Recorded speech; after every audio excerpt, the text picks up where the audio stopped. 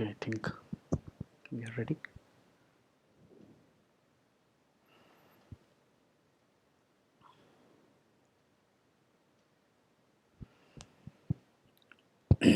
So I think I'll start now. I was just, it would be great if Sridhar can just, acknowledge that he is available.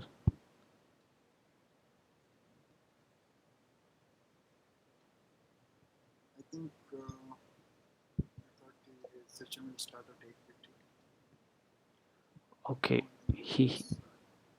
he has Let joined. him. Yeah, I'm in, man. Okay, I was in restroom. Okay, it's so okay, no when problem. I am there muted, I am listening to you guys. Okay, Okay. okay then. Not a problem. Sorry, I could not confirm. I was in restroom. Yeah, it's no problem. So can we? You can start now, right? Yes. Okay. So we're gonna talk about Amazon Elastic Complete Cloud today. So basically, we'll try to understand what virtual servers in the cloud mean. So Amazon EC2 is basically a infrastructure as a service offering uh, to launch virtual servers. So Amazon EC2 is just a name given to web service for virtual servers, and uh, multi-tenant infrastructure is basically provided by EC2, right? So you can install many servers within a single physical host. So we can learn more about um virtual servers today.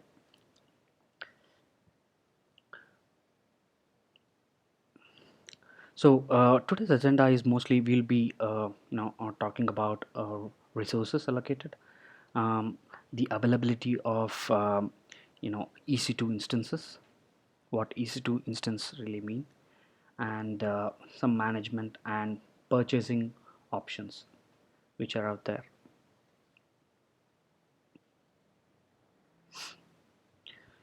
So what are virtual servers? So virtual servers are nothing but a instance or a virtual machine which runs on actual physical host with the help of virtualization technology. So hypervisors are basically a virtualization technology which provides virtual servers to run on actual physical hosts. Okay, so basically there are two types of hypervisors. So type 1 and type 2, and type 1 hypervisors run directly on the host machine's physical hardware. Okay, so it is referred to as bare metal hypervisor. So type 2 hypervisors are typically installed on top of existing operating system, and it is called hosted hypervisors. So it basically relies on host machines, uh, pre-existing OS to manage certain CPU calls or storage and network resources. Some of the examples of type 2 hypervisors are VirtualBox, VMware Workstation, and there are a few more examples like VMware Fusion and so forth. So type 1 hypervisors are, you might be familiar with, you might have heard about Hyper-V servers by Microsoft, or VMware EXXI. There is also a open source KVM project, which actually uh, is a Linux based uh, kernel based virtual machine which runs on Linux.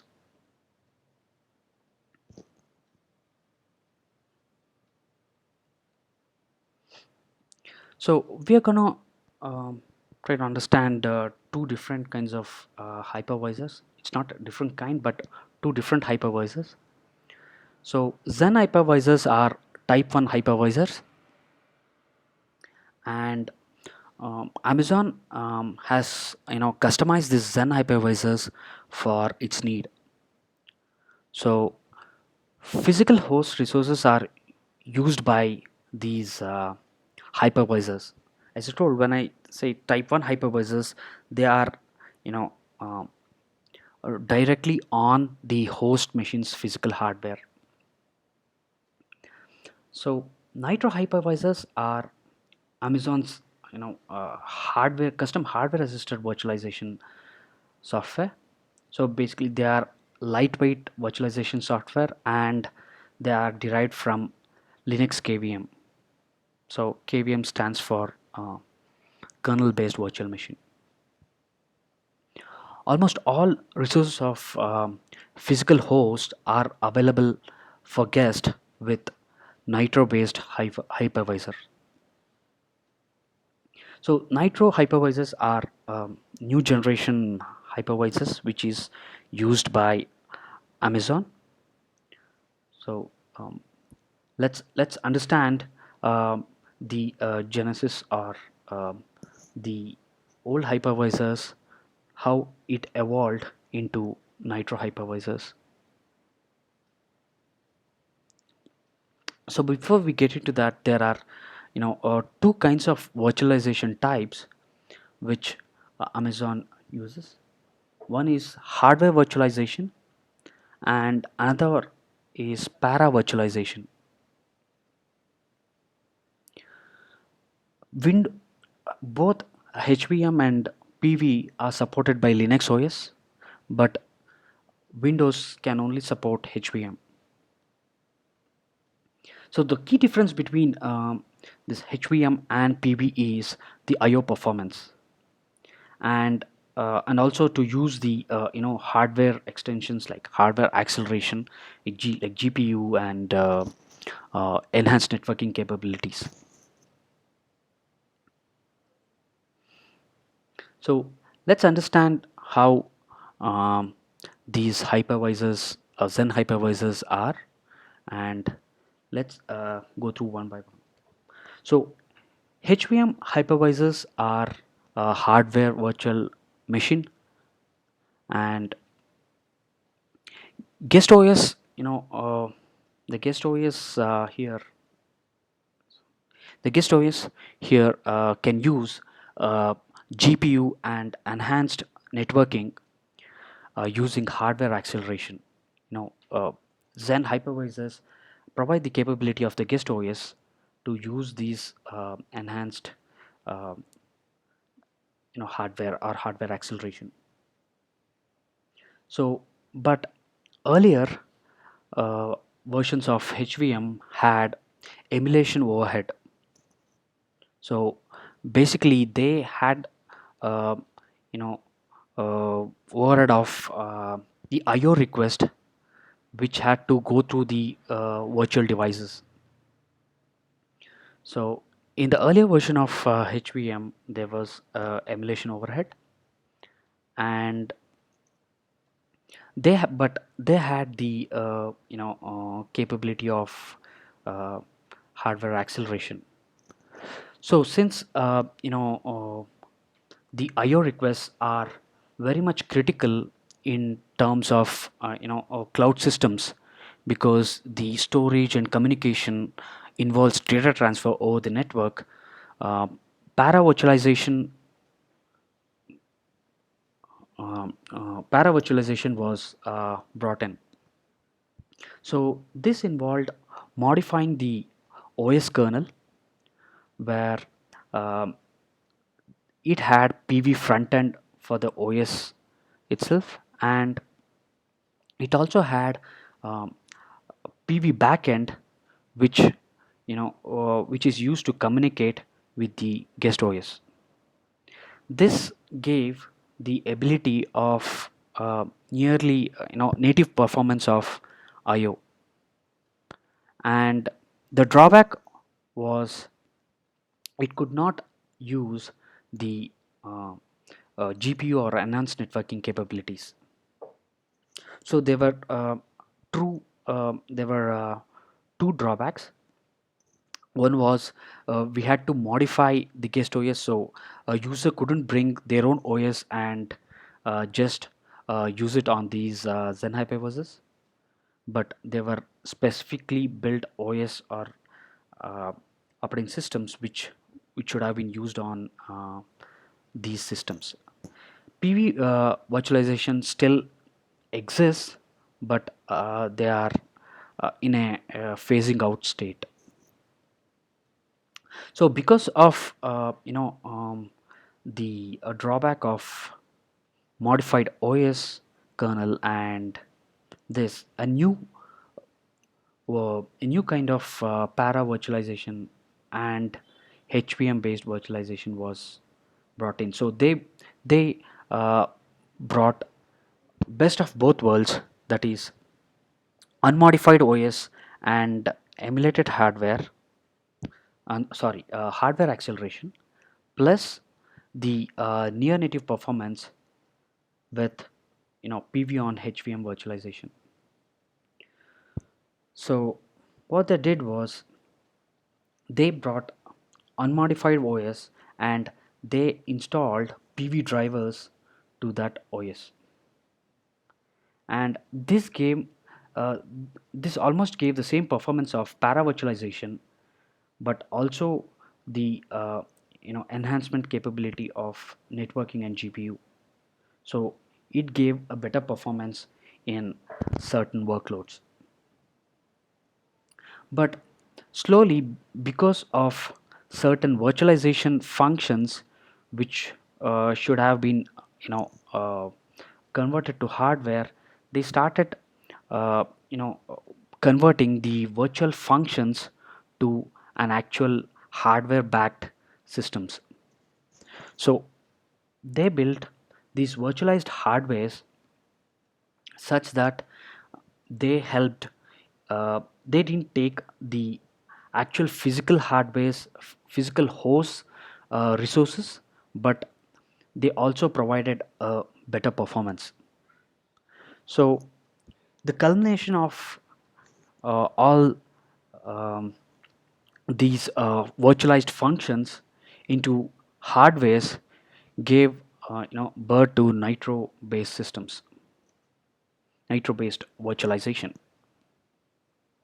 So nitro based virtualization was basically uh, built on Linux based Linux KVM based. So it was light and it actually increased the performance or server resources to up to 12.5% on large instances.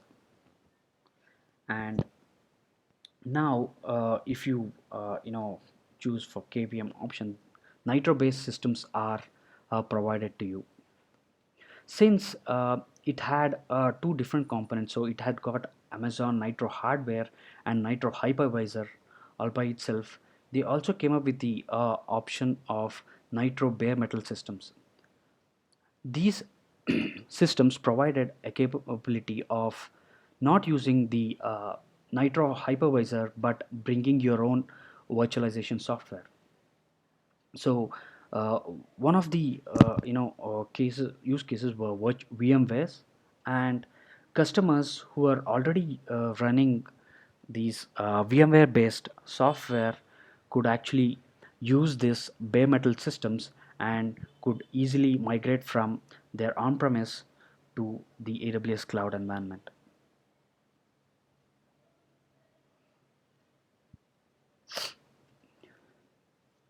So these were the two these were some of the Nitro virtualization uh, features that were provided.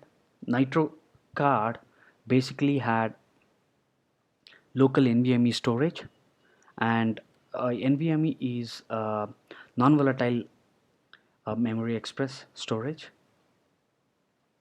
and they also provided elastic block storage. So these are um, nitro based and provides better performance over other storage uh, types.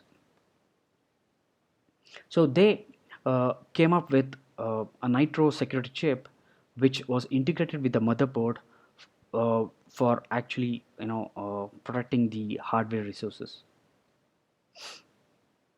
The nitro hypervisors which are on top of Amazon on nitro hardwares provided were very light in nature, and they helped in memory and CPU allocations, and they almost gave the bare metal like performance while using nitro hypervisors.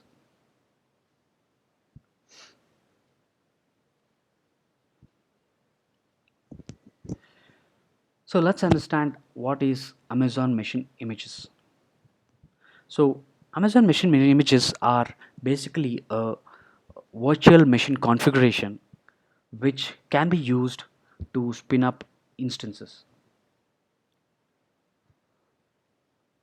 So these configurations are provided by Amazon.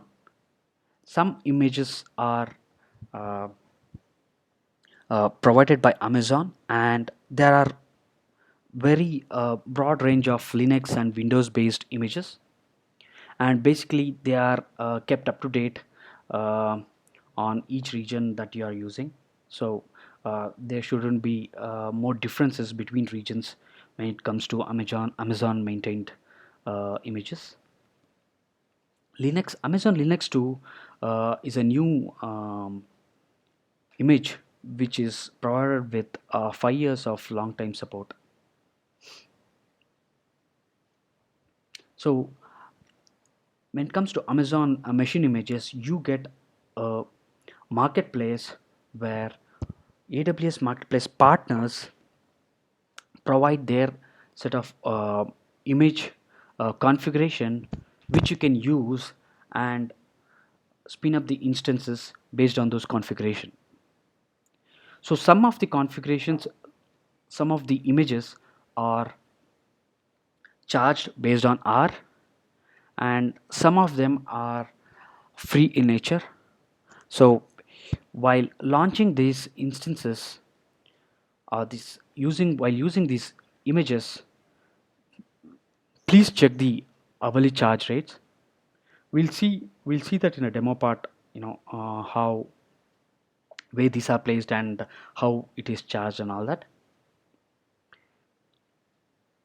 So you can create your own virtual machine configuration or images using your EC2 instances, and use these AMIs can be kept private, or it can be shared with other accounts, and it can also be published to community where other people who are part of the community can use your AMI and spin up their instances. So there are three different offering that is available for Amazon machine images.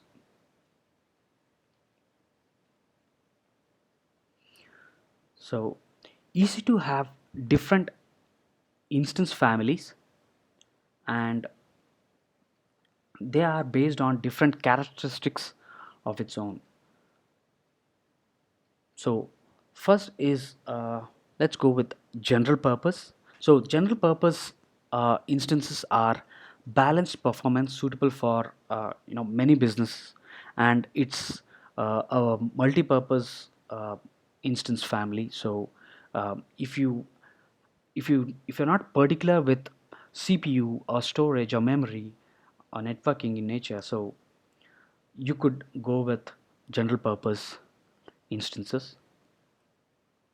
Compute optimized instances are high in CPU based workloads. Storage optimized instances are high performance instances which provides instant store, and these instances store can support very high random IO and sequential IO throughput. So what it means is you can have instant store which is which provides a high IO which is necessary in while using no SQL databases uh, or some kind of processing which needs more of input output. So memory optimized instances are perfect for in-memory DB as well. So these are uh, mainly used in terms of when we need to cache data and when we need some in-memory analytics, and these have multiple TB of data uh, on the memory. So these are best suitable for such kind of use cases. So accelerated computing provides powerful GPU capabilities, graphic processing unit capabilities, and if you need more in terms of video encoding or uh, graphics acceleration, you could go with GPU computing. Bare metal instances are basically physical hardware where you can run your own OS, but it also gives full access to other AWS services like Elastic Block Store, VPC itself, and ELB, and autoscaling, and many more. So let's understand the instance characteristics or the notation used in naming the instances. So instances are basically categorized by CPU, memory, storage, and network performance. So the first letter stands for instance family. Yum here, here yum is basically representing multi-purpose or general purpose instance family. 5 stands for the instance generation, and D stands for additional capabilities that it provides, in this case NVMe capability, and also the part after the dot represents the size of the instance. It starts from nano to uh, 2x large, and it keeps increasing, 32x large, and um, there are many more instance sizes that that we'll be checking out.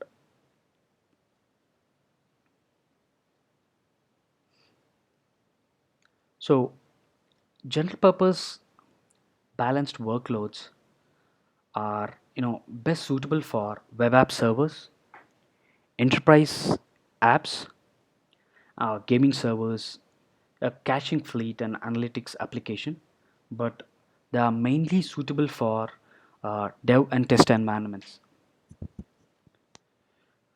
So if you're using these for production environment, they will not probably, depending on your requirement, if the workloads are more and if you need more hardware capabilities, these instant types are not best suitable. So let's go through what are the different instances within this general purpose.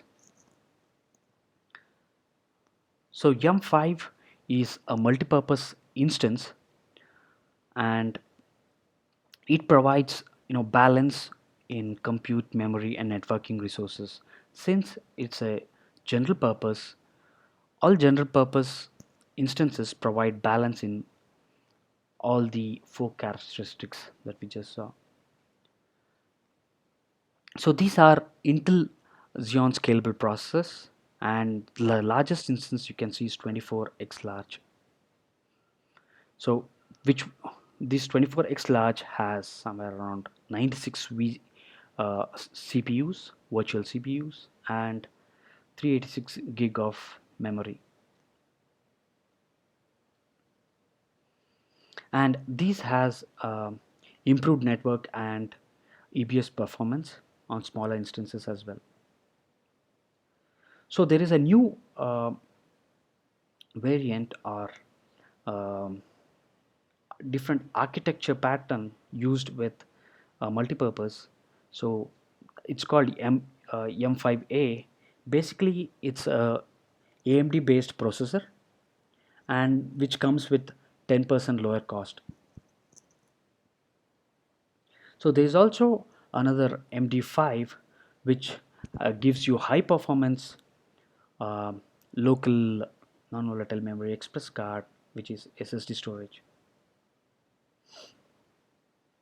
But these multipurpose instances provide fixed performance.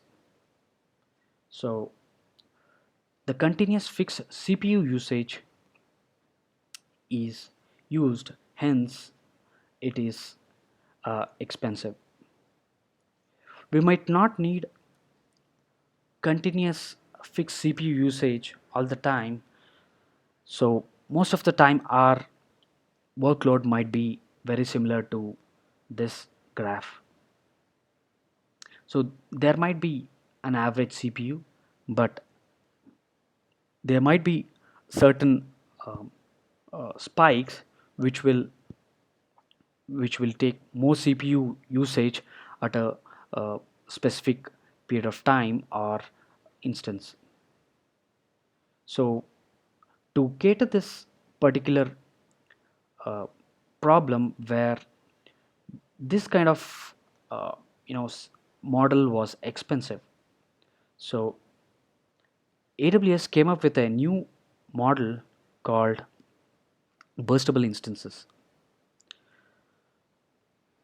So these optimized for general purpose workloads but with occasional high CPU usage.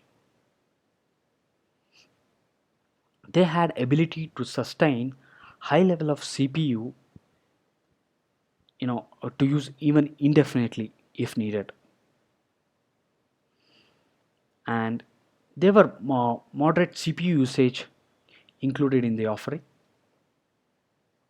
and it had a pay as you go kind of model when it comes to high CPU usage and additional CPU usage.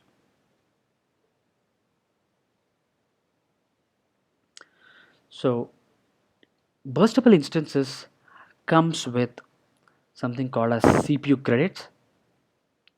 So let's understand what this CPU credit means.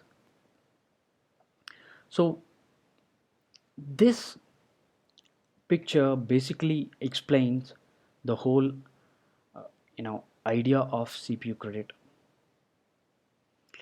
Let's relate this picture with the idea of CPU credit now.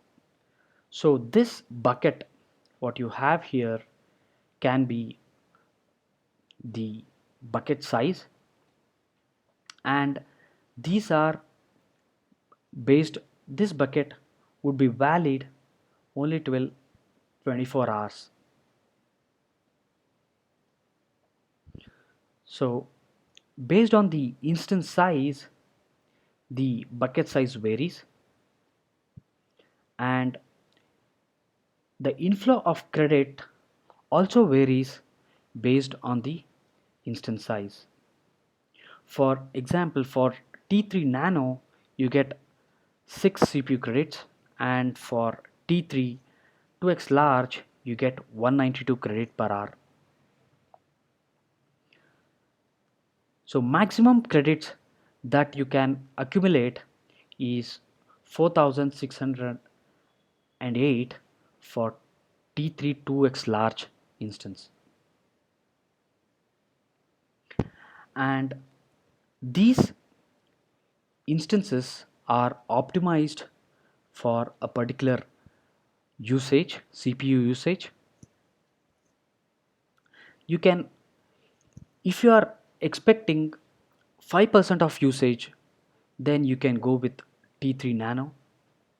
So this 5% is an average usage that we're talking here, or a baseline usage.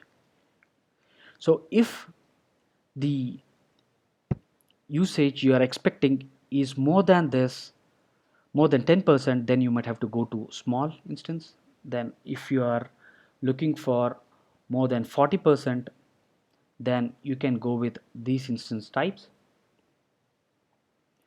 But choose these instant you might have to choose the instances based on your average CPU usage.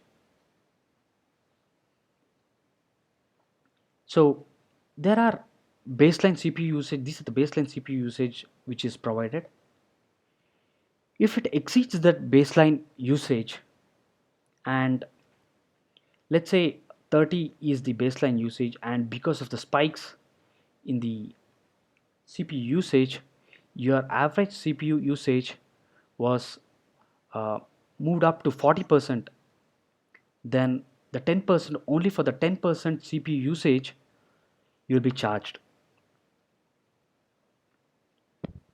And these usage are, you know, deducted from your CPU credits that you accumulate while your system is running idle. So because CPU credits are per hour, and the maximum bucket size is 144. In this instance, let's take an example of T3 Nano.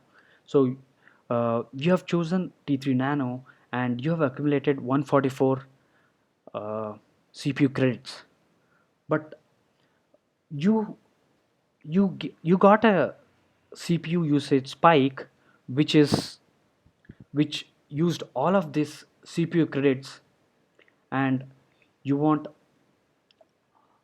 more CPU usage to be to be handled.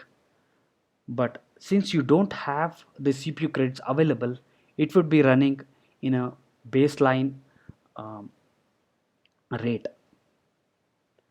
So to handle such situations, AWS, Amazon, they also came up with something called as unlimited mode. This, when you enable unlimited mode, they would go beyond the baseline rate and give you more CPU usage whenever required. But with this, whenever it goes beyond the vCPU, it will be charged with 0.505 dollars, average over 24 hours. So if you have used for last 24 hours, and based on the hour that you have used, it will be averaged out. So there are different generation of T instances, and T3 is the latest instance, and it gives you 30% better price performance over T2. So while choosing instances, try to choose T3 instance to get better price performance. For free tier usage, you get only T2 instances, and if you are beyond free tier, then you should be choosing T3 instances.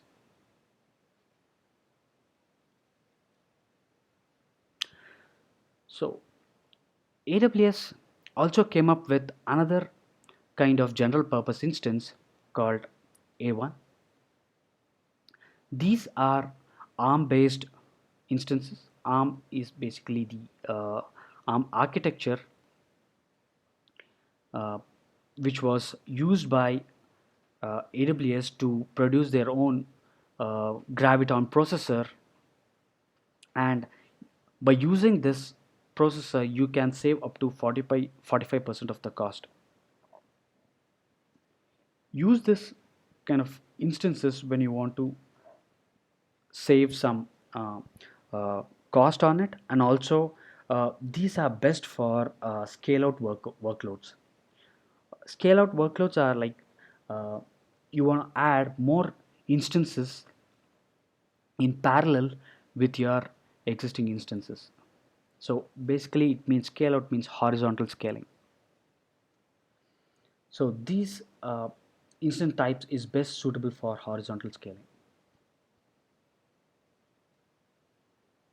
So you get three options to choose from general purpose instances, that is T instances, M instances, and A instances. So basically you choose T instances when you have you know less workload, or an average workload most of the time, and occasional high CPU usage. But if you need something which is balanced all the time and a fixed performance workload, fixed performance instances, then you can go with M instances. A instances are basically workloads which can scale out across multiple cores, and uh, they run on ARM architecture. So if you have a particular need which can utilize the AR architecture, then you can actually choose A instances, which actually gives you a better cost performance. So Yum instances were launched from the beginning of EC2 instances. So these are uh, uh, basically the first uh, kind of instances that were used, and slowly T instances were given to the customers, and now the A instances is also offered to the customers.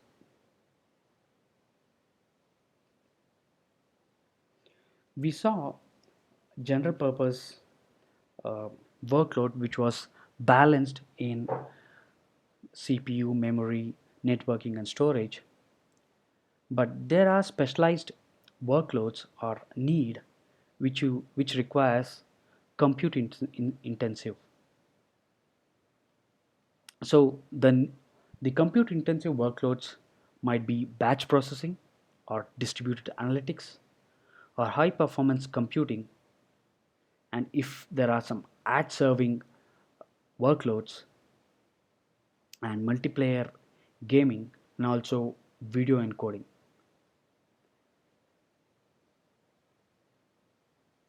Netflix uses these kind of compute optimized instances for video encoding and other computing capabilities and other computing use cases. So the compute optimized instances has Intel based systems, and they have 2 is to 1 memory to vCPU ratio. So this is kind of a very important aspect that you should be checking out. So what is the memory to CPU ratio that an instance can provide? So based on this, you can choose different instances, whether you need a compute optimized or in-memory optimized, uh, memory optimized instances or storage optimized instances. So this ratio will help you in making those decisions. So compute optimized instances get 20 up to 25 GB network bandwidth. So it also has local NVMe based SSD storage. You get to identify the instances based on the notation D here. And there are new generation computing instances which are fastest networking which is provided in the AWS cloud. They provide up to 100 Gbps network bandwidth on a very large instances. And you also get 25 Gbps peak bandwidth on smaller instance sizes. This C5N provides you 33% increased memory footprint over C5 instances. So C5N are new generation instances. So these instances or these type of instances are good for lower cost when it when you got to choose for network bound workloads. So if you have more IO between the two systems or many number of systems, maybe thousands of systems running, then compute optimized instances will help you in providing the high network bandwidth.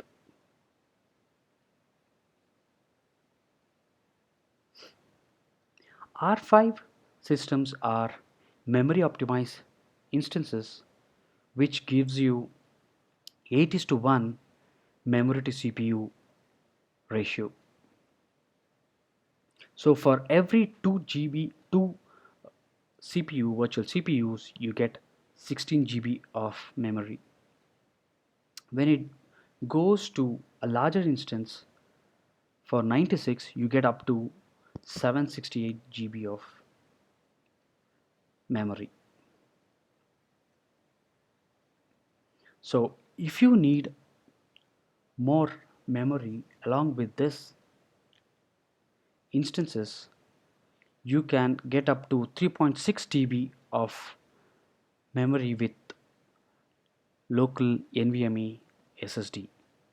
So you got to choose if your memory needs more than 7 point more than a TB. So RD5 R5D are best suitable for that particular workloads. So if you need in-memory caches or high performance databases or you need to do more of big data analytics, then you probably best can choose uh, memory optimized instances. Now again, they have offered R5A, which is AMD based and which is 10% lower in cost, and also R5 bare metal instances. So it's called R5 metal if you need just a bare metal instance. There is also IO optimized instances which gives you you know higher IOPS capability. So this I3 is 9 times better or gives you more IOPS than I2 instances. So these I3 are best suitable for high performance database workloads, also real-time analytics, very much suitable for NoSQL databases. If you are looking for something like Redshift or MongoDB, probably you can go with these kind of instances. And also they are very much suitable for transactional workloads. So they offer lowest cost for uh, if you're looking for more of IOPS uh, or input output for basically it can be a random IO or it can be a sequential IO. So you can go with IO optimized instances.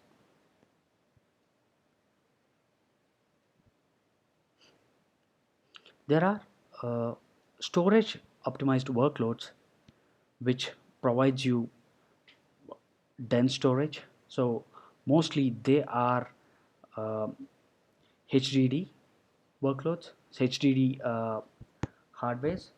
So these are best suitable for big data architecture where you have uh, Kafka running or Hadoop MapReduce, distributed computing kind of workloads.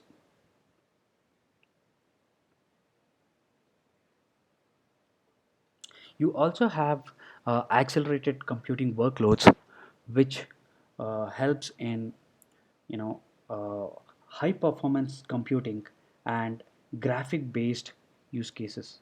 And also, if you are running a natural language processing kind of workload or image processing or image recognition, basically along with machine learning capabilities, you would it would be best to use accelerated computing workloads,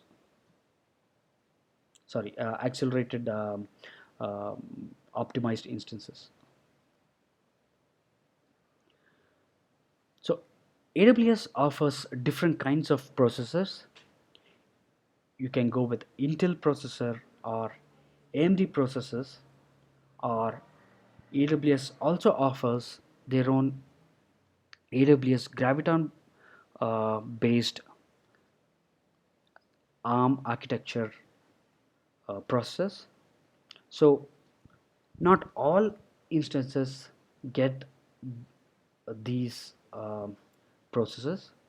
Some are Intel based uh, instant types, and some get the AMD, and some will get the AWS Graviton processor capabilities. So you also get along with this you get uh, you know GPU and fast processing graphic acceleration for uh, processing. So if you need something like NVIDIA um processing for GPU, you get those offerings as well. So let's understand what instance stores are. So instance store are basically a local store for your EC2 instances. So these instance store are mainly located in the physical hardware itself. So they are actually carved out from the physical host and given as uh, storage uh, data store. So these are non-persistent data store. What it means is if you stop and start your instance, the data which you have stored in the instance store will be deleted, and the data is not replicated by default. So what you got to do is you got to have a different mechanism like S3 replication. So you got to copy the data manually into S3, or there are other RAID capabilities uh, which can help you with the data replication. So these EC2 instance store are not snapshot supported. So the data has to be copied or replicated manually. But these instance store get two kind of offerings, that is SSD instance store or HDD instance store. So the price varies based on the kind of instance store that you are choosing. SSD instance store are mostly expensive in nature.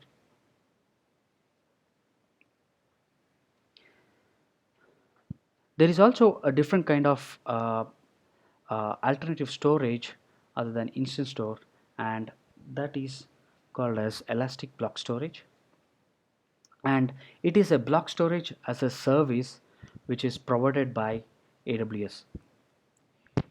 It is not directly included as part of uh, the physical host. This will be a separate uh, workload or separate system which will be connected to EC2 instance to store the data.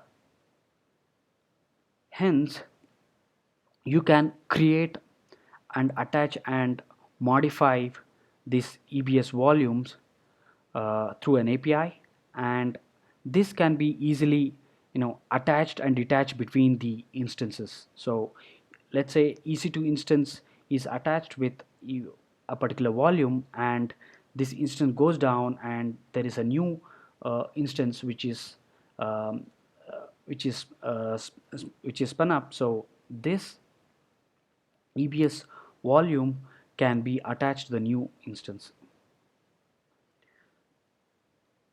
So you can actually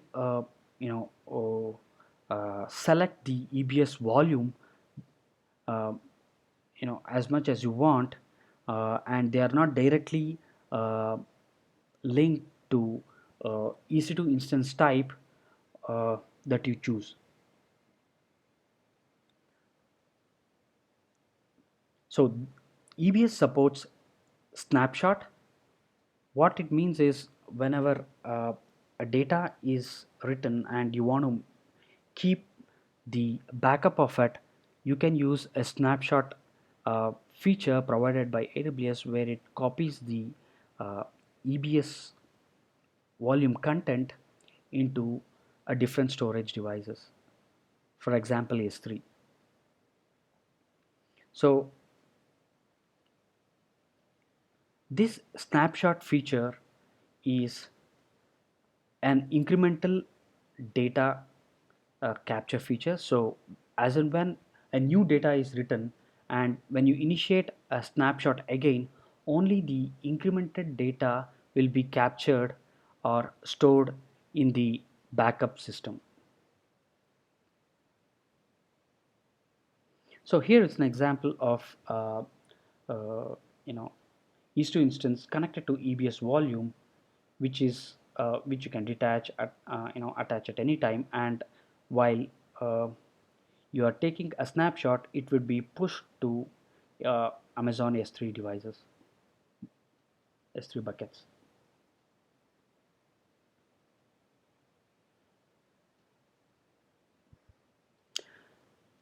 So AWS platform has a huge number of categories and capabilities, and it all comes around, in total you get around 175 instant types, and this number keep changing or increasing now and then because of new capabilities and options that they are adding up.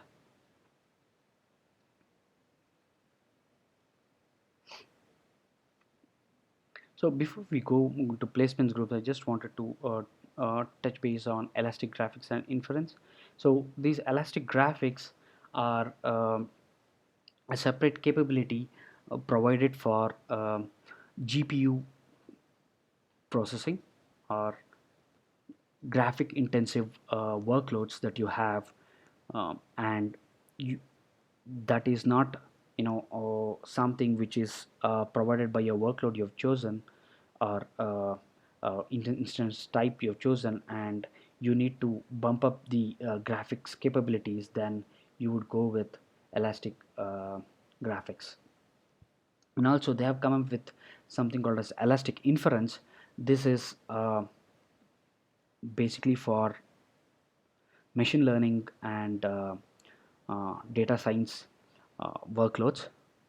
So you can choose if your CPU or your instant type is not able to uh, process the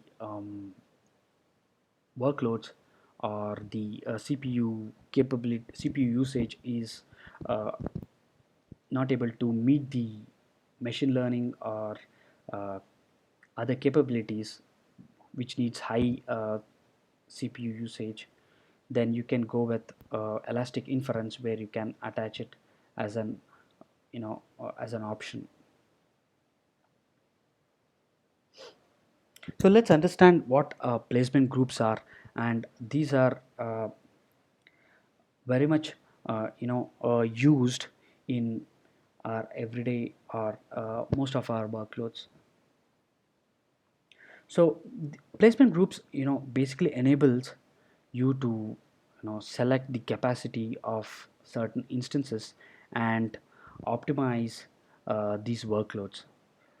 There are basically two types of placement groups: cluster placement group and spread placement group.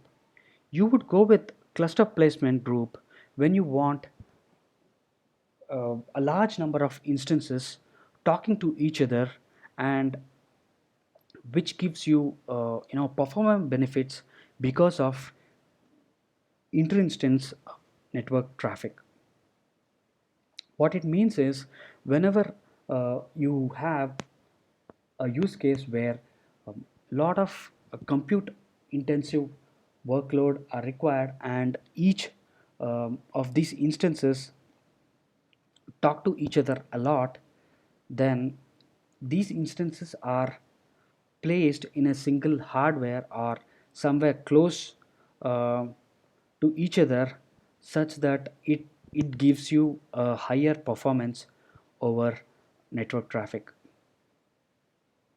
So whenever you need a compute intensive workload, it's best to go with cluster placement groups. AWS also came up with a new placement you know option called spread. So this basically makes sure that all your instances are not placed in a single hardware, or uh, they are not close to each other. They are spread out into various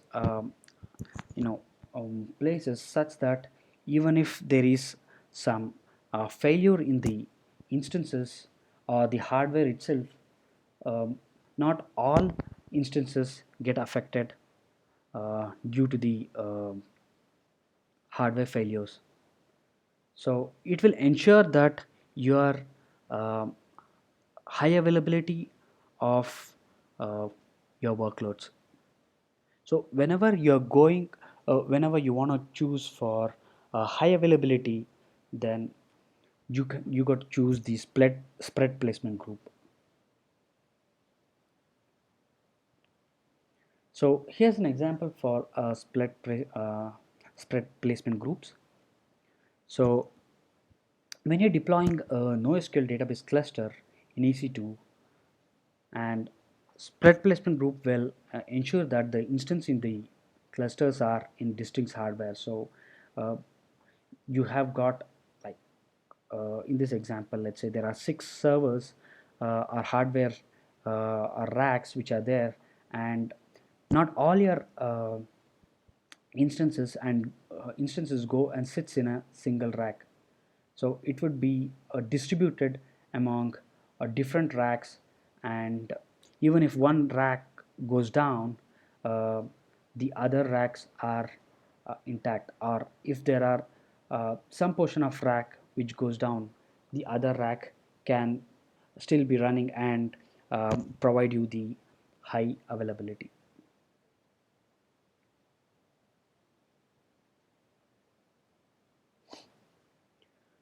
So there is whenever you need uh, load balancing, or the request which needs to be balanced between many EC2 instances, then we will be using something called as elastic load balancer. Elastic load balancer basically are used to route incoming request to different EC2 instances. There are basically two kinds of actually, in fact, three kinds of load balancers in AWS. So they are application load balancers, network load balancer, and classic load balancer. So we will be going through all the load balancer in the future sessions. But right now, what we got to understand is the routes, incoming routes are distributed uh, between the EC2 instances. Elastic load balancing provides high availability. So even if one instance goes down, and elastic load balancer has the capability to check the instance availability.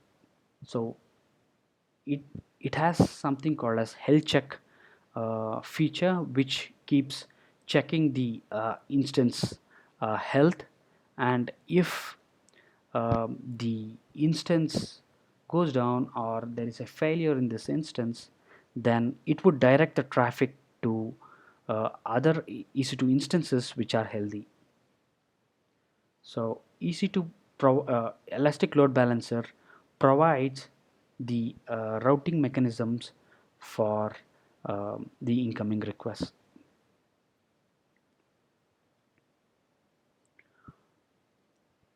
Autoscaling is a feature which provides in your workloads to uh, handle horizontal scaling or the instance fleet management. So autoscaling provides two kinds of capabilities. One is fleet management, another one is dynamic scaling. Fleet management basically means if there are any instances which are going down, then autoscaling group will bring up the new instance to fill that um, failed instance uh, gap. So basically, if you set a fleet management to have three instances to be running all the time, then whenever there is a failure in two instances or three instances, it will spin up as many instances to maintain the three instance um, capacity. Dynamic scaling is a, a different capability where it it adds EC2 instances based on CPU utilization. Whenever there is a spike in the CPU utilization, and there is a requirement for more CPU workloads, then dynamic scaling will add more EC2 instances to handle the CPU workload.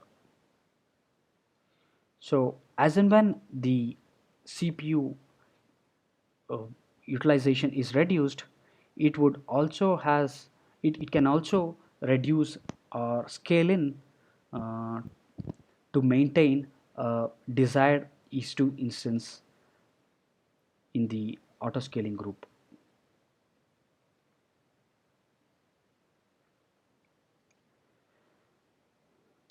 Launch templates are basically a template for autoscaling group or autoscaling feature to launch the instances based on certain set of parameters. So in launch template, you mention the launch parameters you require, and as and when the autoscaling feature wants to spin up a new instance, it would pick the you know configuration from the launch templates and spin up the new instances. So this provides consistent experience and increased productivity.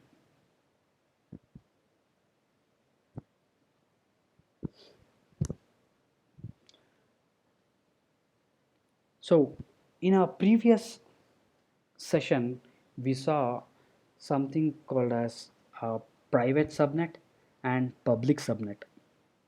So we also understood that public subnet has a capability which connects with internet.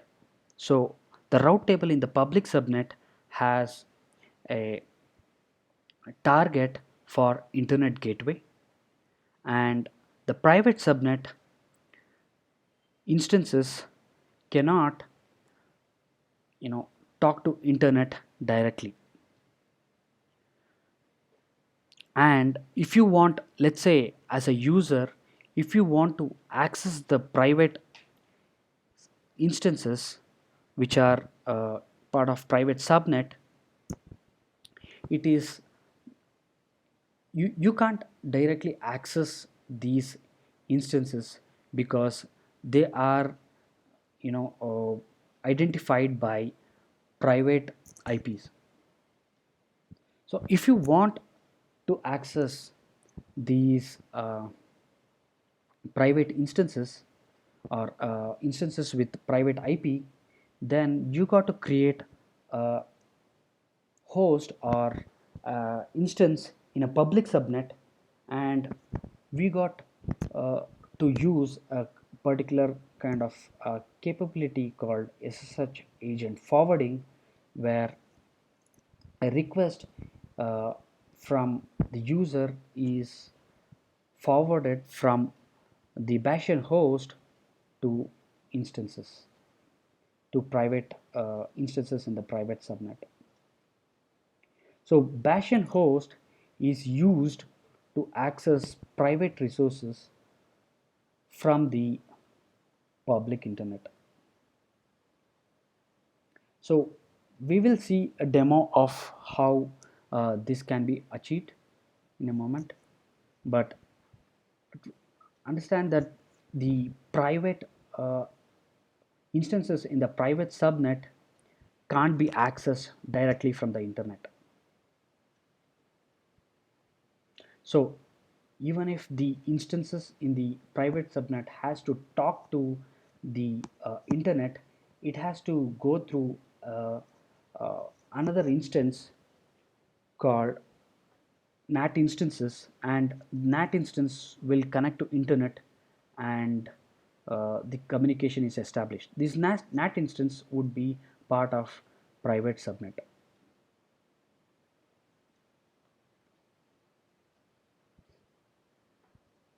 So let's say we have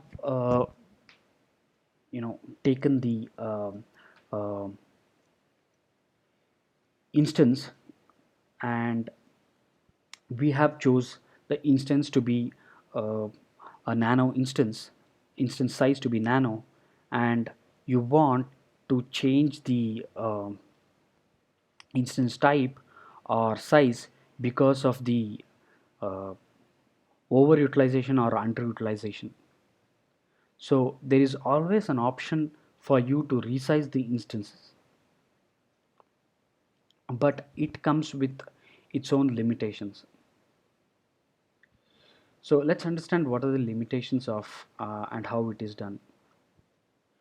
So if you want to resize the instance, you just have to stop the instance, change the instance type or size, and restart it. Since this instance resize has to go through the stop and start nature, you can't use you don't have the capability or availability for instant store based instances. So instances should be uh, EBS based as a root device, and you cannot change the uh, instances which are HVM based to para virtualized instances or vice versa. And also you cannot change the 32-bit architecture to 64-bit architecture. And also, if some instances are in VPC, you cannot move it to EC2 classic. Though these instances can have enhanced networking and NVMe capabilities, the respective drivers has to be installed after restart.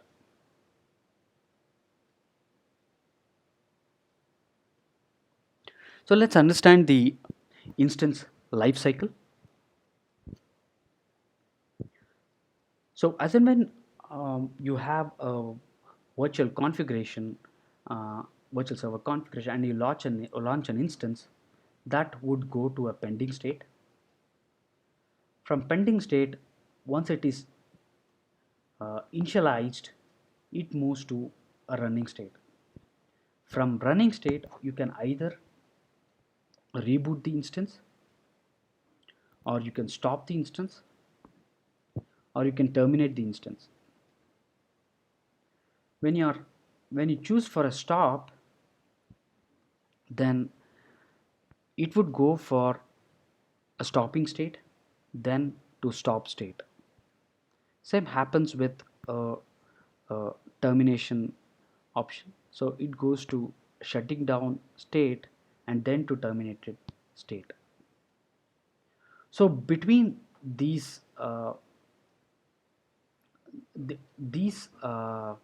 states will give you a handle uh, if you have if you are hooking up with certain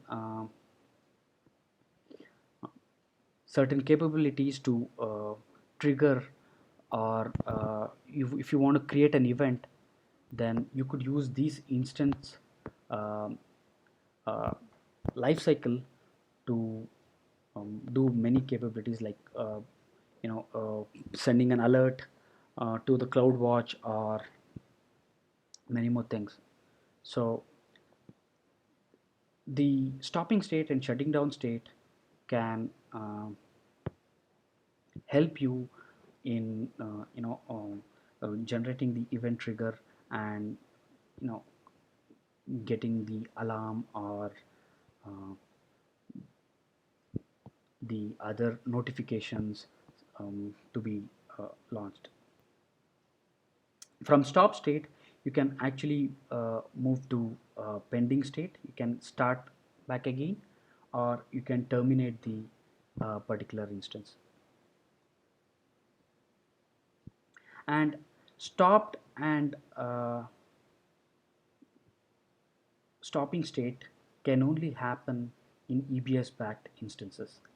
So if you have instance store, you can either reboot, where even if you reboot, the data is not lost, and you have an option to terminate. With this termination, your data is completely erased. EC2 offers different purchasing options. These are on-demand option, and reserved instances, and spot instances. So on-demand, you pay for compute capacity by seconds, and these are not having any long-term commitments. So these purchasing options are good for spiky workloads, or a particular defined needs. You can start and stop the server whenever you need. So these on-demand uh, servers comes with free tier eligible options. So mostly whatever we have tried out in the lab or the demo, we could do more of on-demand instances. Reserved instances are uh, you know purchasing option where you want uh, one or 1 or 3 years of commitment. And one second, sorry. And if you are looking for a committed and steady usage, you could go with reserved instances. Amazon recommends to go with 1 year commitment rather than 3 years, but you can choose between 1 or 3 years commitment.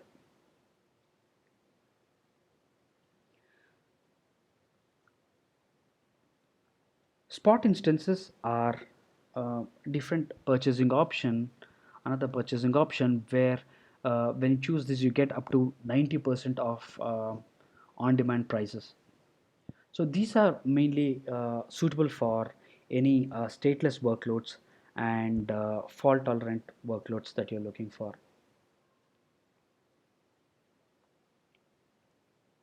Let's see these purchasing option in detail. So reserved instance pricings are you get up to 75% discount on on-demand pricing. So the commitment that you're going to make is 1 to 3 years of commitment. So there is no 2 year option there, just 1 and 3. And you get a payment flexibility as well. There are three payment options. One is you could pay all upfront or none upfront, and you could choose to pay monthly. And you could there is also an option called partial upfront. So there is a flexible payment option as well. So there is also something called as convertible RIs, that is convertible reserved instances, where once you buy the reserved instances, you have uh, the flexibility to change the instance family or tenancy or OS, and also payment types. But these are, you won't get the 75% discount there. You would get somewhere around 50 to 60% discount. And also once you change the instance family, the ratio would be calculated based on the uh, capacity that you are looking for. So the reserve capacity is basically you can select reserve capacity based on availability zones. If you are very particular of what availability zone you want, or you can just opt for flexible availability zone, which means that it can choose up to any availability zone. You can choose up to any availability zone at the time of purchasing reserved instances. And there is no any cost benefit there if you are whether you're making going with fixed availability zone or flexible availability zone.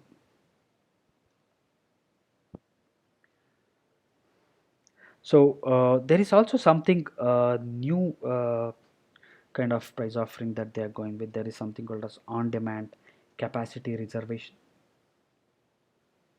So what it means is you can manage the capacity and RI decisions independently, which means that you can change the capacity of your instances, and you can just reserve the instance for a particular term.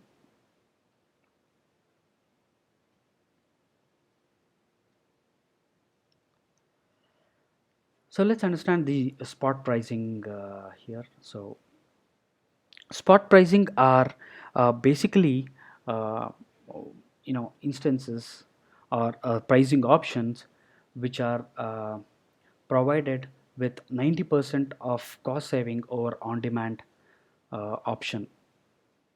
Why do you get this 90% pricing benefit is these are basically instances which are uh,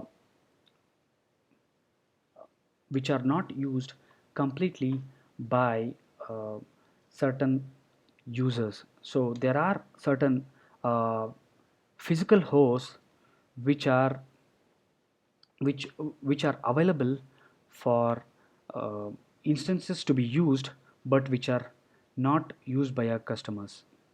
So these are spare capacities which are provided to the uh, customers, and they can benefit out of the pricing option. So how can you benefit from this is, there will be, whenever, since there is a 90% cost benefit, you can go up to 10x uh, increased throughput or CPU capability, so which would get you the cost benefit. These are best suitable for containerized workloads, because these containerized workloads should be stateless workloads, and they're fault tolerant, flexible, and mostly loosely coupled. So spot instances are great for containerized workloads. Spot instances are also integrated with ECS, EKS, and other third-party providers. So if you have workloads anything to do with big data or CI/CD, web services, and high performance computing, you can go with spot instances. So in solution architect exam, there will be always one question on spot pricing, like how would you save the cost of an instance uh, while while choosing the higher throughput, higher workloads. Sorry.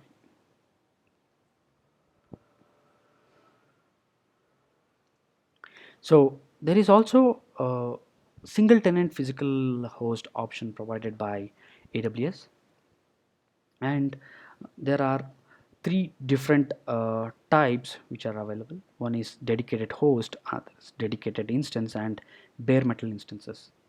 So dedicated host is basically like bring your own server bound licenses if required. So these are, they give you an actual dedicated host where none of the instances on that host are run by other customers. So the whole host will be provided to you to um, spin up as many instances as you want, and um, you will be charged based on host and not on instances. So dedicated host comes with on demand and reserved pricing. There is no option for spot pricing here, and you can best suitable for instances with placement control. So you can choose between performance uh, over control. So dedicated instances are very similar to dedicated host, but the benefit of dedicated instance is you can the instances in that particular host will be from your account, will be from same account, and you will be charged based on instance billing. So this has the purchasing option of on demand, reserved, and spot pricing. You also have bare metal instances where you get the entire physical host to yourself, and you can have you can bring your own virtual machine and um, run on these bare metal instances, and you basically choose these bare metal instances when you have licensing restrictions on your applications or tools that you're using.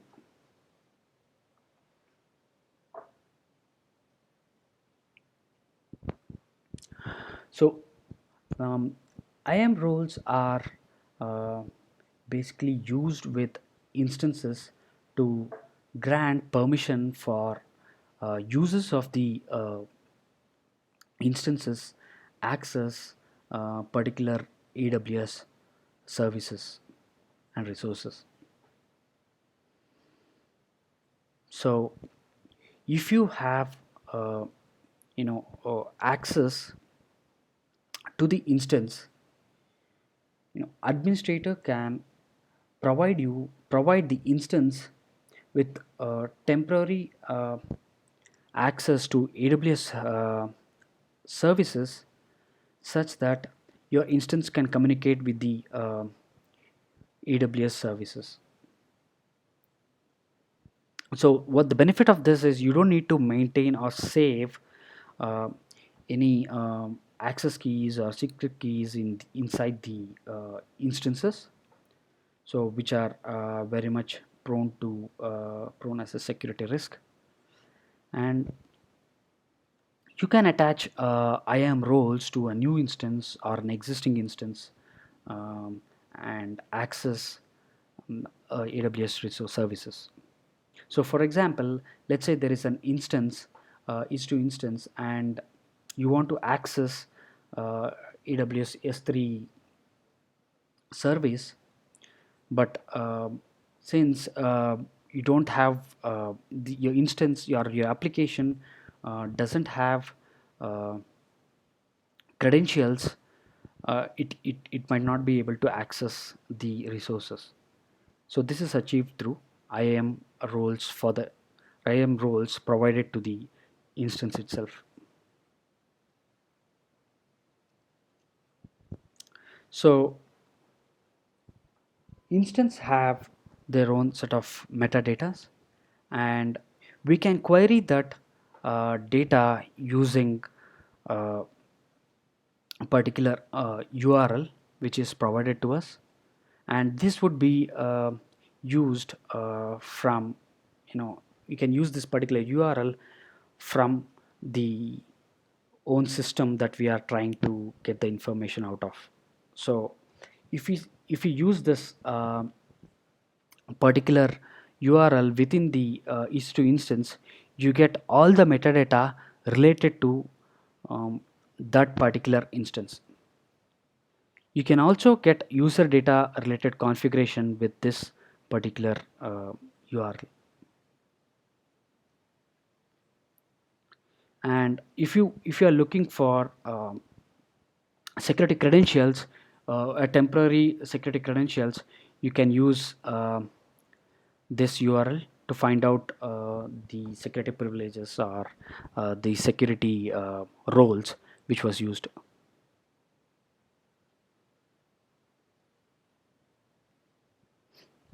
System managers are a configuration are used to configure the EC2 instances. So basically, they would help in being compliant with the patches or the configurations, and basically they help in automating the EC2 instances across accounts and regions for to maintain the compliance. So EC2, this server systems manager comes free of cost, and this can be used on cloud and on premise systems which are used by the customers. They've got a lot of features related to maintenance and complaint related. So you can actually go and check in systems manager uh, section.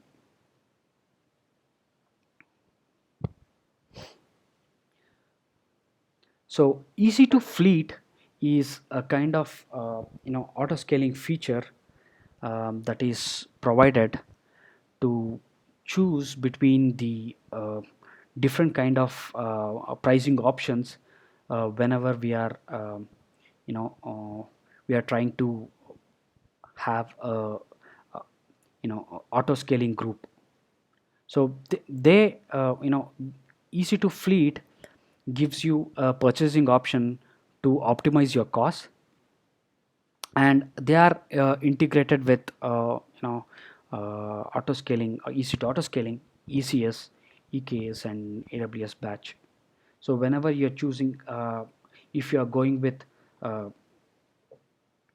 a container service or a Kubernetes service, then there is a EC2 fleet option where which will give you a purchasing option, basically a recommendation for cost optimization.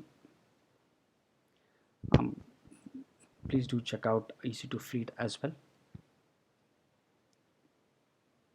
So basically, to optimize, what it would do is it will combine different purchasing option in this manner. So most would be use of RIs for knowns, and for some unknown spike workloads it would use on demand, and for some fault tolerant flexible or stateless workload it would use spot instances. There is also something called as now with Hibernate for spot and on demand instances. So whenever you use Hibernate capabilities, your instances are not charged. So you can move it to a standby state or Hibernate state, and uh, the instances are not charged when it is part of Hibernate mode. So check the let's go and see some of the demos and come back and recap.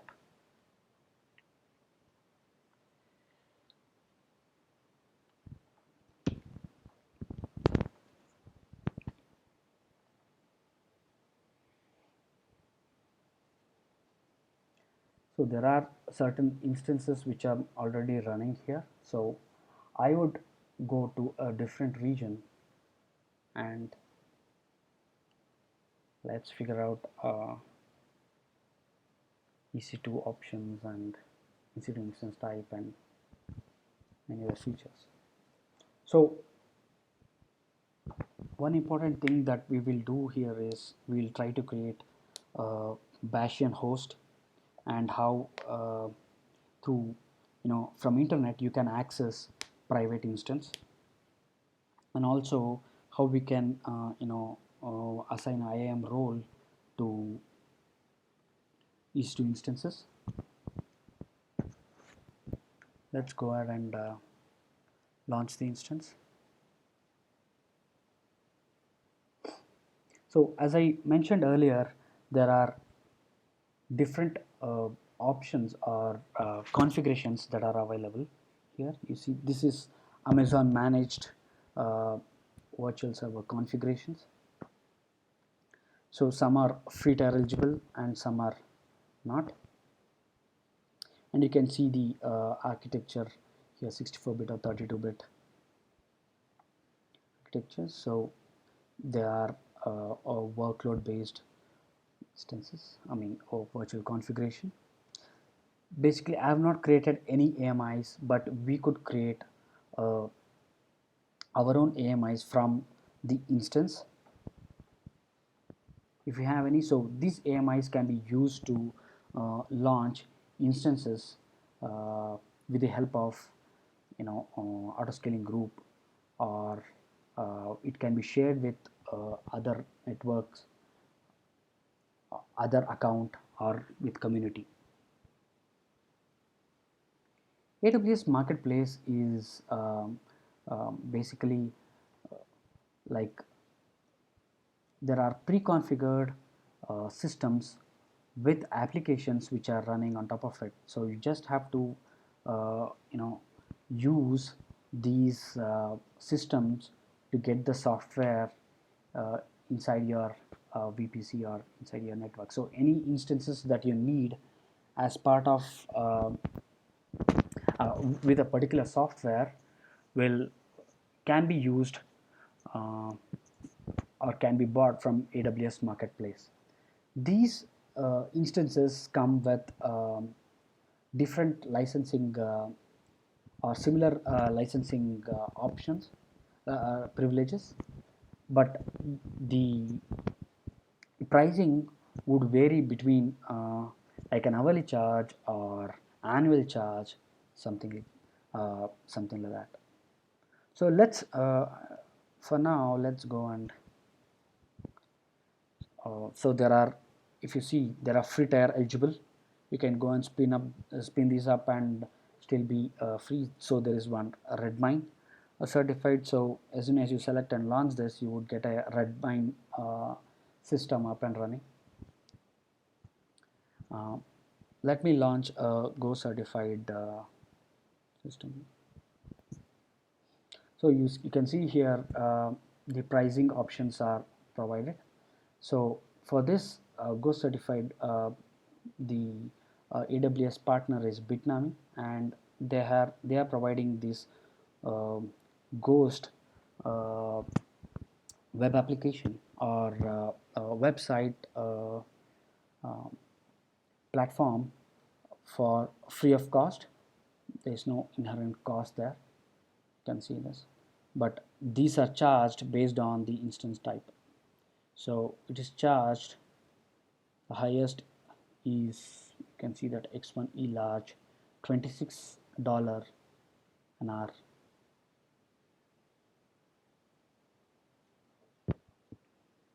That's the highest which I have seen so far. So let's continue.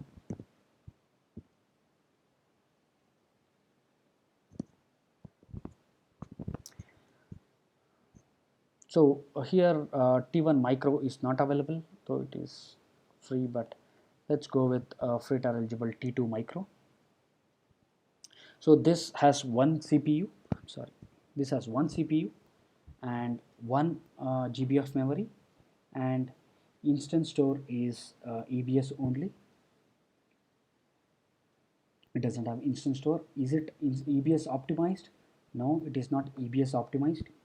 EBS optimized is whenever you connect an EBS along with this instance, you get IO enhanced networking along with the instance. So there are a few workloads which are EBS optimized. You can see that T3A has EBS optimized capability.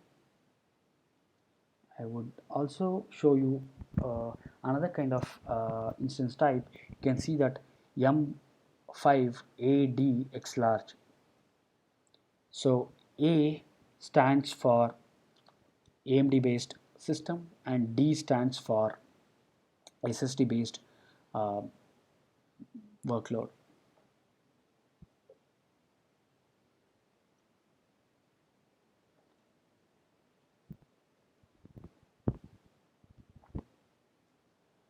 So let's launch an instance here.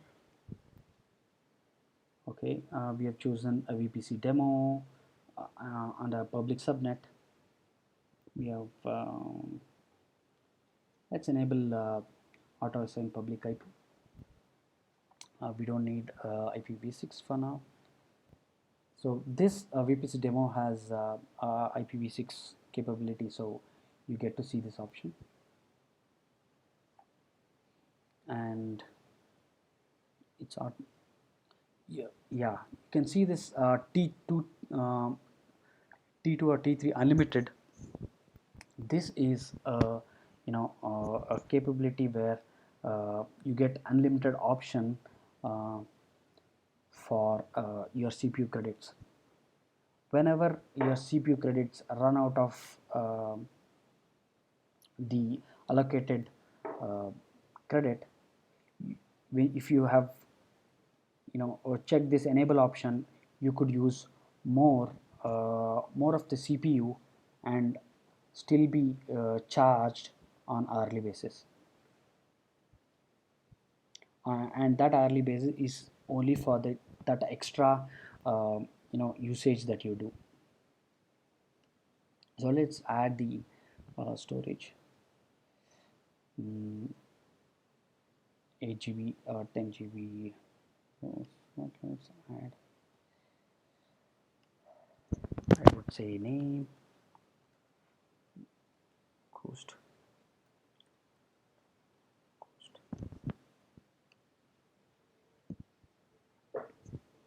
So we get, since this is a uh, you know um, web application or website, we need HTTP and HTTPS configuration protocols as well. So let's launch this. So let's review once more. So hourly charge for the software is 0 per hour, and since this is a free tier, you will not be charged. So let's go and launch. So launch the instance.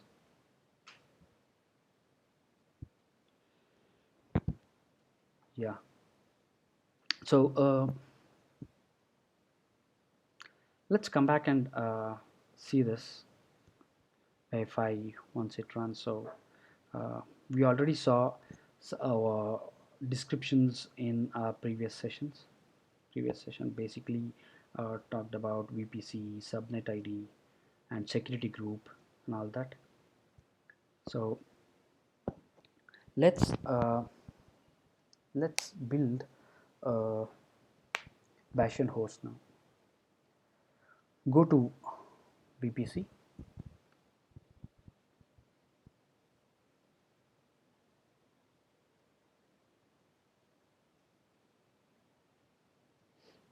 Let's launch VPC from the launch wizard.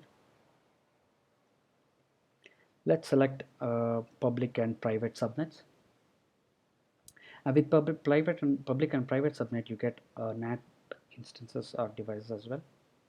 So we're going to deploy our instance here, which would be private in nature, and we would deploy Bastion host in public subnet and connect from our local system into public or Bastion host, and Bastion host forwards the SSH to the private subnet, private instance.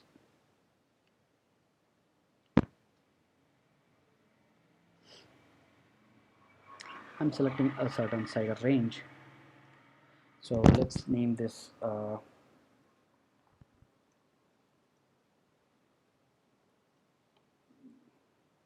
Bastion host VPC. Okay.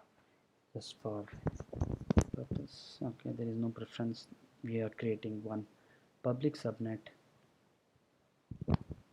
PH, private subnet for Bastion host. Say that BH.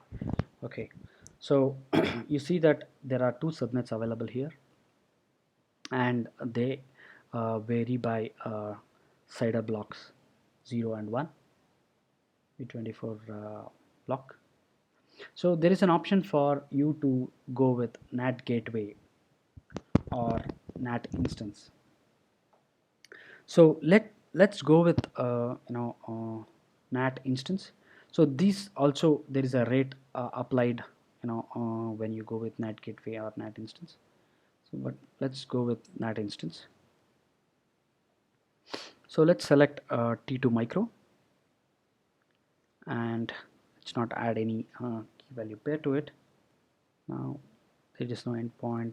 Let's not do anything fancy here. Just no IPv6 CIDR block. Okay, let's create C.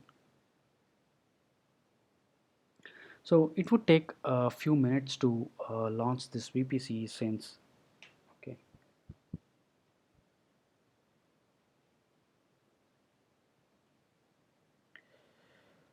Okay, now we're rolling back.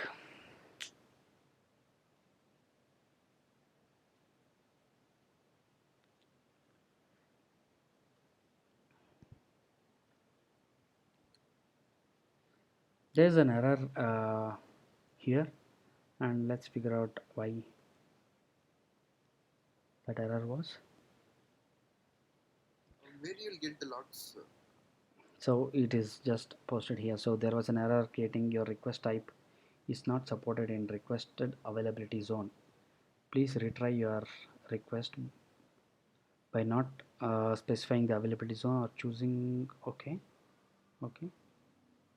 Okay.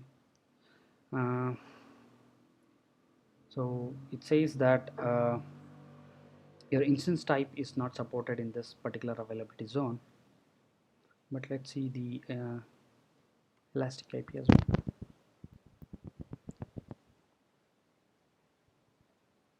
There are no elastic IPs. Okay. Let's go and launch the wizard again.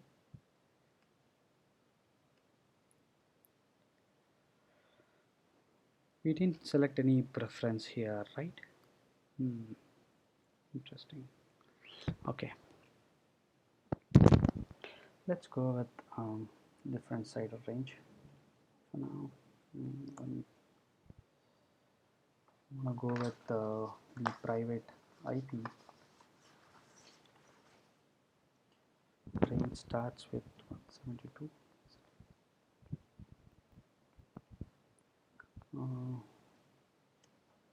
Let me check the private IP range, or let me just go with 10.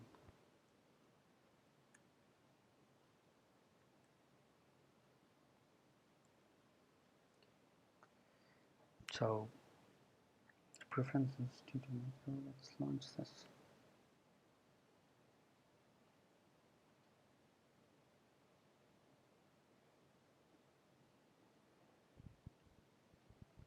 So now new instances is getting created. So the problem was with the actual VPC CIDR range. I think there already exists a CIDR which starts with 10.0.0. So that might be the reason why it happened. Yeah, if you see that, okay, there is one more here. This is the default one. Cool, cool.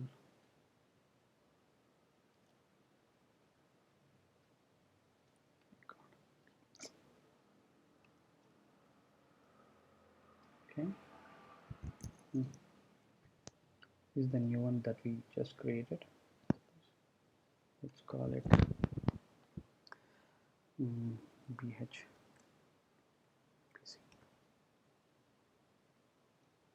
And let's see what it has got.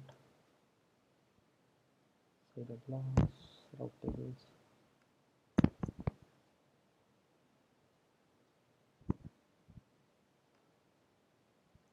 Okay, it is connected to instances. Okay.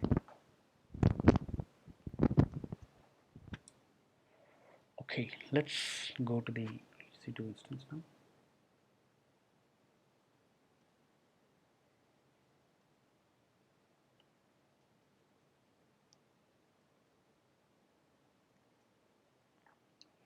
So let's name this NAT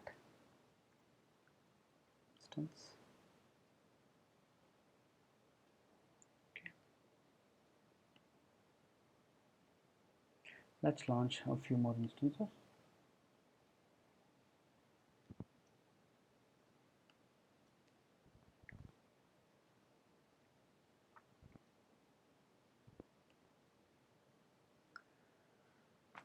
So there are, as I told, the purchasing options. You can select for spot instances here if required, or you can not choose spot instances. But spot instances gives you the cost of less than how much? 0.03 cents. So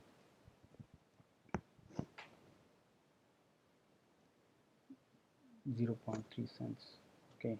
So the on-demand instances are somewhere around two to three instances, 2 to 3 cents per hour. So this gives you somewhere around 90% benefit, cost benefit. So let's select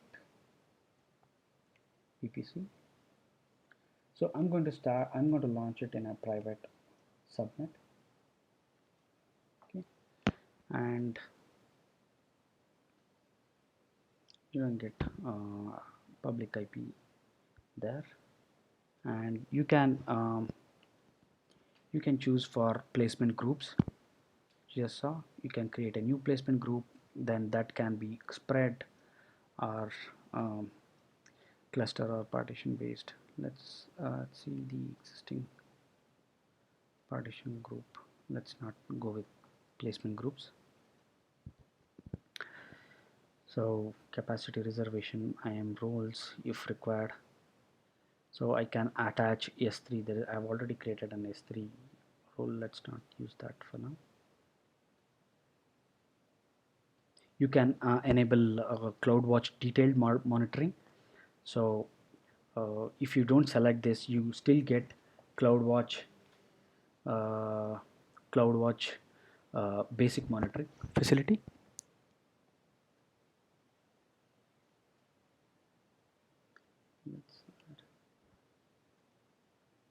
Okay, I'd say name would be private.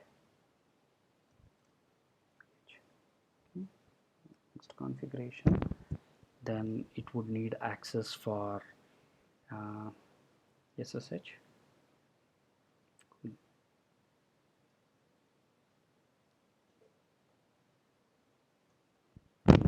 Let's say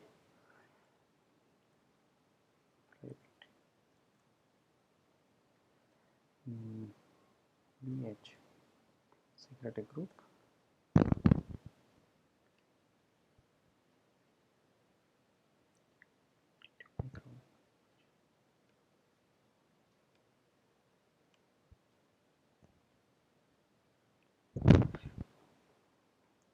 Instances. Let's launch another instance. So this would be basically a Bastion host.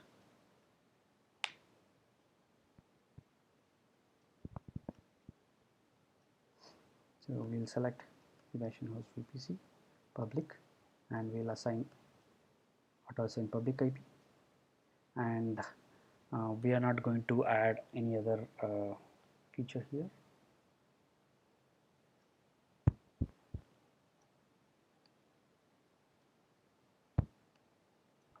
So let's add name though. Let's say Bastion host. This needs SSH capability, so let's name this Bastion host SG public.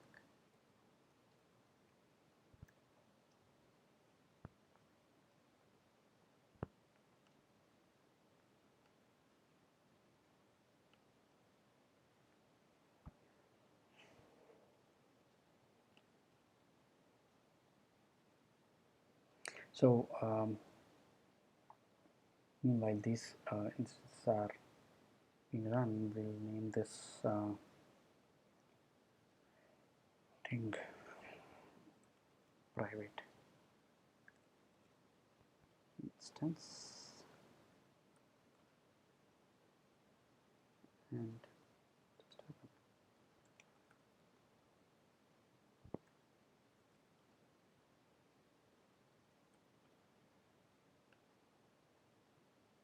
okay, name this Bastion.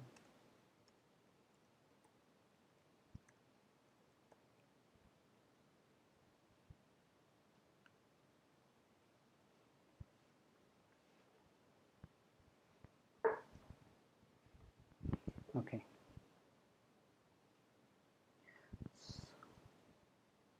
So this has got Bastion host has got public address. Let's log into public. Let's log in to that.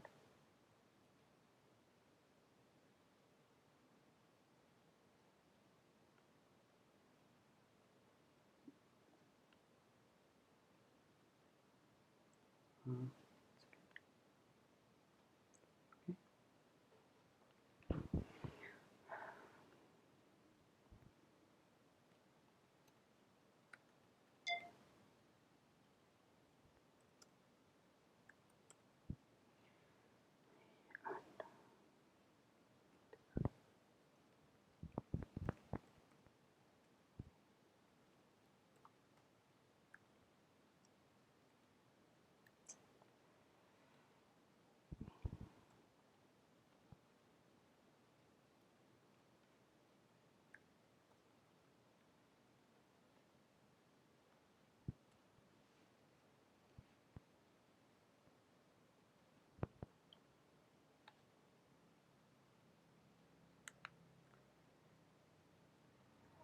so you could see that there is a Bastion host which I've logged in, and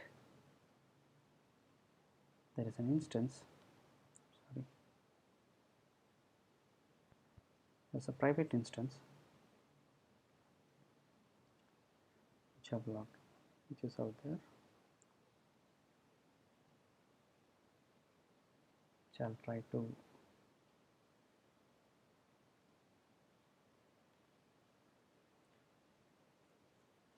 log in.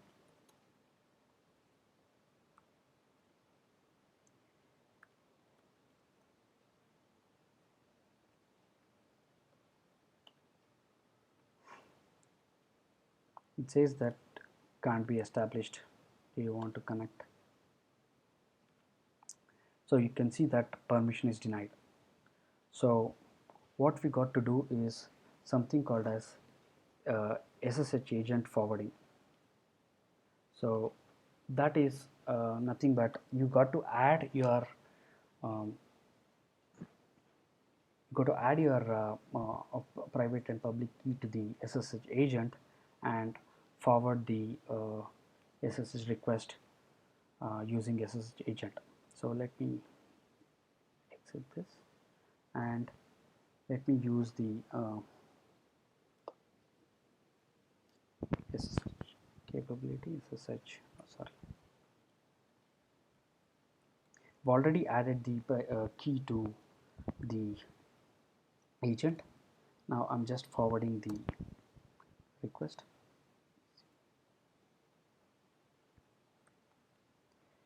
Now I'm trying to connect to you know Bastion host.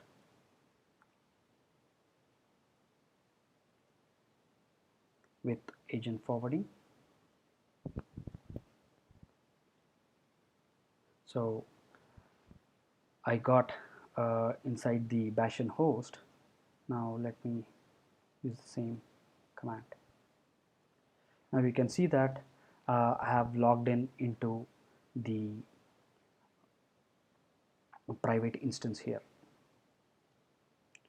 So this is how you use Bastion host to log in into a private instance. So Bastion host is also called as jump servers. So you could, you know, uh, you can use from a local host machine. You can actually use the uh, instances in the private server, private subnet.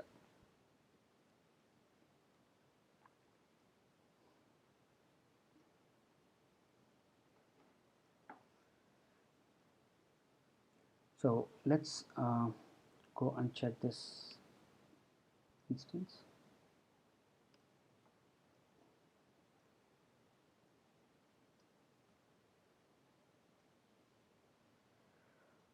So with this instance, you already have a web page which you can use and modify.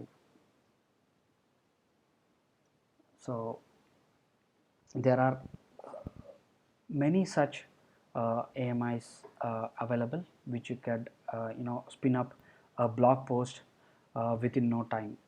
You can configure this using um, admin panel, and you could add themes and many things to this ghost instance. or a ghost web publishing platform.